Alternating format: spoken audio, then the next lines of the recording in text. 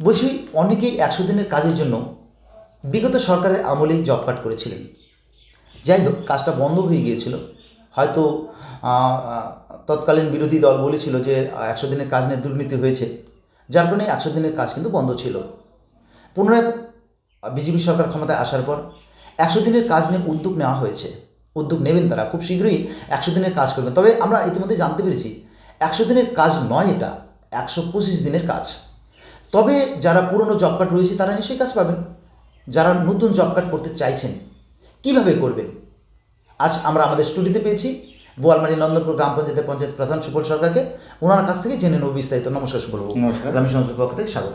বলছি যে 100 job card, 100 দিনের কাজের জন্য জব কার্ড, যে উপভোক্তারা জব কার্ড করবেন, অনেক উপভোক্তারাই আমাদের চ্যানেলে জানবেন যে কীভাবে জব কার্ড করতে হয়, সেই প্রক্রিয়াটা যদি বলেন।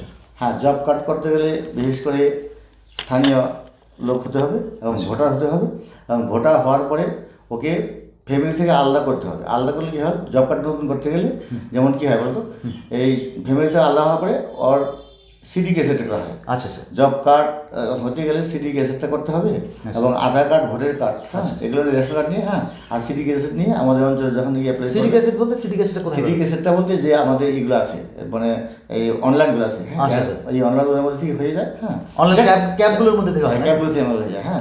এটা যদি কারো কোনো বোঝার অসুবিধা থাকে, হ্যাঁ, আমাদের অঞ্চলে যোগাযোগ করবে। আমরা অঞ্চল থেকে কীভাবে কী করতে হয় আমরা অবশ্যই জানাই দেবো।